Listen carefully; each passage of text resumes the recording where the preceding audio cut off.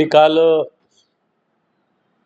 एका पत्रकार परिषदेच्या माध्यमातून संभाजीनगरात समृद्धी महामार्गात 1150 कोटी रुपये जिचं व्हॅल्युएशन आहे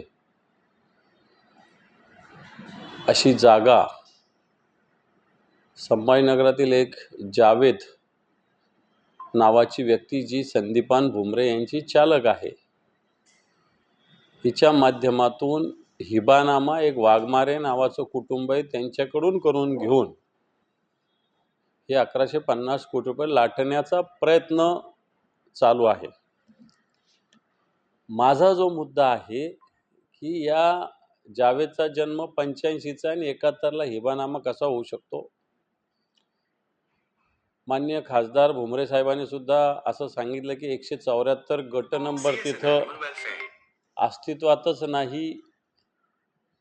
मला वाटतं माझ्या पत्रात मी स्पष्टपणे म्हटलं की 174 गट आधीचा आहे, आता त्याचा सर्वे नंबर 89 झालेला आहे। बरं, आता मी काय भुमरे साहेबांनी 1150 कोटी रुपये घेतले असंही म्हटलेलं नाही। माझा मुद्दा एवढाच होता की 1985चा जन्मलेला व्यक्ती 1971ला हिबानामा करतो, तो भुमरे साहेबाचा चालक आहे की नाही। एक, हिंदू कुटुंब मुस्लिमांना हिबानामा कसा करून देऊ शकतो। दोन, आणि मग याच्यामध्ये अशा पद्धतीनं फाईल पुढे सरकवणारे अधिकारी यांच्यावर कारवाई करावी असं माझं सरळ एवढंच माझं म्हणणं आहे। आणि असं असताना मला असं वाटतं मिरची भुमरे साहेबांना का लागली, एका वकिलाला का लागली मला कळालं नाही। मग हा वकील जो आहे हा शहरातले असेच धंदे करतो, हा माझं स्पष्ट मत आहे। काय नाव त्याचं, गावाने बिवाने नाव आहे त्याचं। अशाच पद्धतीनं जमिनीचे जेवढ्या त्याच्याकडे केसेस आहे त्या अशाच पद्धतीच्या आहे, फसवणुकीच्या, लुटण्याच्या अशाच केसेस या वकिलाकडे, गव्हाणे नामक वकिलाकडे आहे। त्यांनी खुलासा करायचं कारण मला कळालंच नाही, कारण मी त्या गव्हाणे तर मला माहिती पण नाही या केसमध्ये गव्हाणेचा काही संबंध आहे का नाही आहे।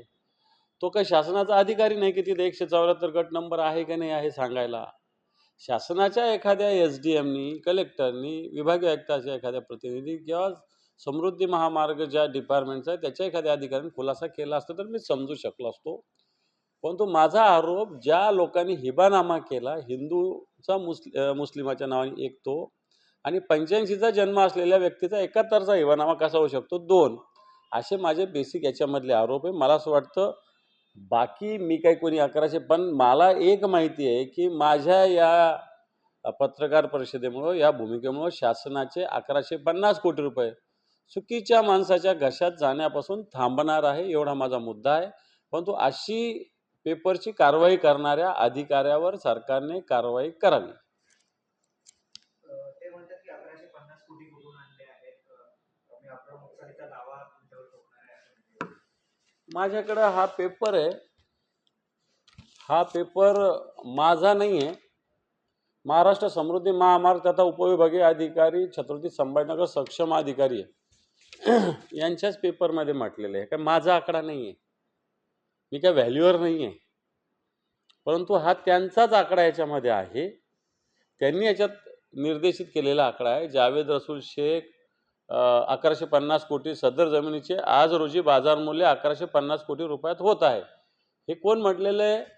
हे सक्षम प्राधिकारी महाराष्ट्र समृद्धी महामार्ग उपविभागीय अधिकारी छत्रपती संभाजीनगर। मी नाही म्हटलेलं, मी काय व्हॅल्युअर थोडी आहे। त्यामुळे भुमरेंना हे लागायचं काही कारण नाही। मी थोडी व्हॅल्युएशन मोजपट्टी घेऊन गेलो, मला काही गरज नाही त्याच्याशी करायचं। हे सरकारचा एक अधिकारी म्हणतो, याच्याकडे मी लक्ष वेधतो। जो आहे त्यांच्या नावावर खरं तर जावेदचा जन्म ते म्हणतात की 84-85चा आहे। जो व्यक्ती जन्मालाच आला नव्हता त्याच्या नावावर हिबानामा कसा होऊ शकतो, असा प्रतिसवाल तेच तुम्हाला करतात। माझाही तोच प्रश्न आहे ना। मग हा हिबानामा कोणाच्या नावाने झाला तो क्लिअर करावा प्रशासनाने। जर हा जावेद नसेल तर कोणता जावेद आहे तो जरा प्रशासनाने त्याचा खुलासा केला पाहिजे ना, की हा जावेद नाही दुसरा जावेद आहे म्हणून। परंतु दुसरा कोणता जावेद नाही, हाच जावेद आहे म्हणून तर पेपर आमच्याकडे आले, त्यांचे शुभचिंतक आम्हाला आणून देतात। ज्या महिलेने अर्ज केला त्याला मी आणि माझा चालकही ओळखत नाही, शासकीय गैरवापर केला असेल चौकशी करावी आणि कारवाई करावी अशी पण मागणी केली. हे त्या महिलेला ओळखत नाही हे म्हणणं चूक आहे. या महिला त्यांच्या दारात न्याय मिळवून देण्यासाठी गेलेल्या होत्या, परंतु त्यांची जमीन पडीक होती, ती प्रतिबंधित मालक म्हणून तिला दर्जा दिलेला होता. त्यामुळं त्यांना अशा पद्धतीनं मोबदला मिळणं अशक्य होतं. म्हणून त्यांनी असा मार्ग काढला की खासदाराच्या जवळचा व्यक्ती, त्यावेळेस खासदार पालकमंत्री असतील एखाद्या वेळेस, म्हणून याच्या नावावर हिबानामा करून द्या, मग आम्ही रक्कम मिळवून देऊ शकतो, अशा पद्धतीनं त्यांनी म्हटले असावे. त्यामुळे ओळखत नाही या म्हणण्याला अर्थ नाही. या ज्या कोणी असतील व्यक्ती, ह्या 100% त्यांच्याकडे गेल्या आणि मग त्यांनी अशा पद्धतीने त्यांना मार्ग सुचवलेला, हे भुमरे नाकारू शकणार नाही. आता काही जरी मीडियासमोर बोलले तरी याचे पुरावे उपलब्ध आहेत. हे तुमच्या विरोधात फसवणुकीचा चालतं, मला काहीच हरकत नाही, मी सामोरं जाईल याला. माझ्याकडे सगळे पेपर्स आहे. आता जावेद त्यांचा ड्रायव्हर त्यांनी कबूल केलंच ना, तर मी जावेदवर आरोप केलेले आहे. अब्रू नुकसानीच्या दाव्याला सामोरं जाण्याची माझी तयारी आहे. सर, मराठवाडा आणि विदर्भमध्ये 255 मराठी शाळा बंद झाली आहे अशी माहिती समोर आली आहे. त्याच्यावर मराठवाडा आणि विदर्भातच नाही, महाराष्ट्रातच मोठ्या प्रमाणावर शाळा बंद झालेल्या आहे. शिक्षकांचं समायोजन या सगळ्या मार्गातून अनेक शाळा, आत्ता मला असं वाटतं मागच्या महिन्यात पार्लमेंटमध्ये सुद्धा याच्यावर चर्चा झालेली आहे. आपले अरविंदभाई सावंत यांनी हा प्रश्न उपस्थित केला होता. अशा या शिक्षकांच्या समायोजनाच्या नियमामुळं अनेक शाळा बंद होत आहेत. त्यात नुसतं मराठवाडा किंवा विदर्भ नाही म्हणता येत, महाराष्ट्रातल्या काय देशातल्या शाळा बंद होत आहेत.